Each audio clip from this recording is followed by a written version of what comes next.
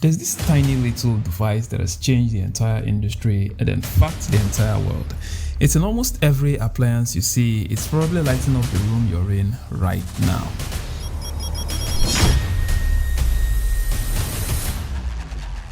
In 1975, a Russian inventor named Oleg Losev discovered light emission from a block of silicon carbide.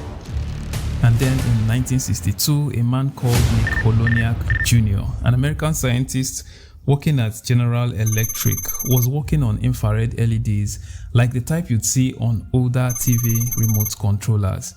And while in that process, he created the first visible light LED, which emitted a red light. He used gallium arsenide phosphide, or GaAsP, as the semiconductor material. Years later, he became known as the father of LEDs.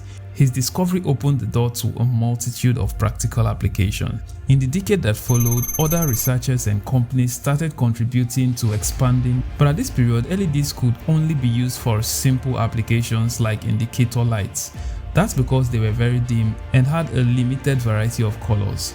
During this period, TVs and other display types ran on cathode ray tube or CRTs. CRTs drew so much power and generate a lot of heat, as there was no realistic method of generating bright light from electricity aside these tungsten filament bulbs.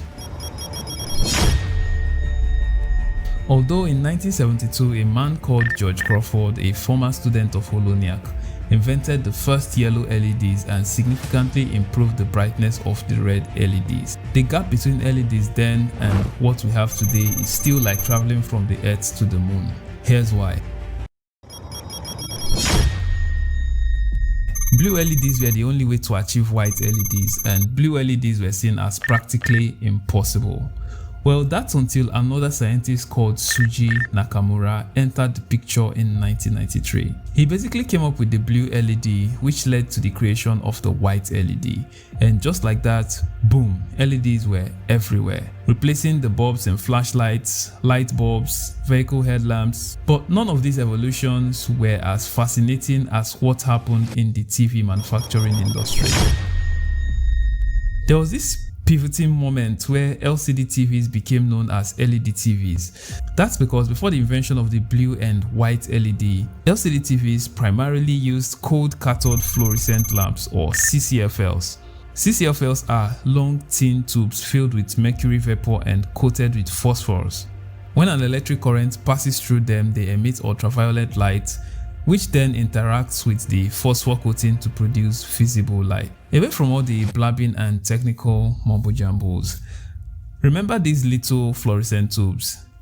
That's basically what was installed behind the LCD TVs to light up the screen. Like you already guessed, these were quickly replaced by LEDs, creating a point in history where LCD TVs will be reintroduced to the market as LED TVs. Personally, I've always had a problem with the name. Firstly, when LCD TVs were lit up by these fluorescent tubes, they were not known as fluorescent TVs because everyone knew that backlighting was not the major part of the display. Secondly, there are actual LED displays popular in the advertising industry that made use of real LEDs on the display itself. The LEDs are just tiny enough to combine colors like a regular LCD display at pixel level. So when you hear micro LED or micro LED, it has nothing to do with so-called LED TVs, but everything to do with LED displays. Allow that sink in. And here's where it gets tricky. Just like shrinking the size of LED backlights on LED TVs produced mini LED TVs,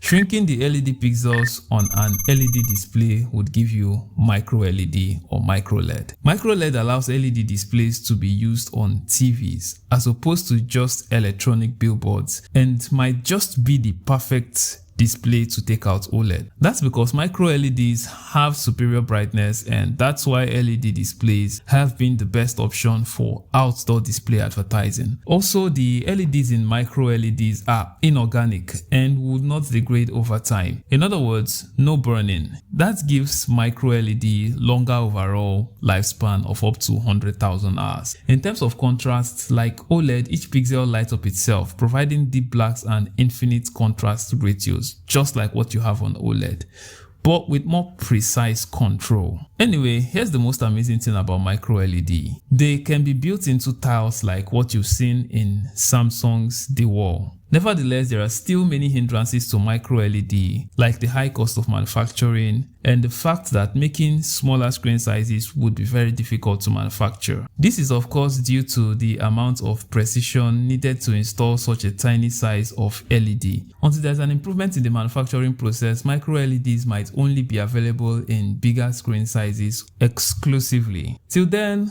we keep waiting for more improvement and more news. The brands at the forefront of this is Samsung, Hisense. We've also seen some concepts from Sony. So keep your fingers crossed for the real OLED killer. I'm Justin. Bye bye.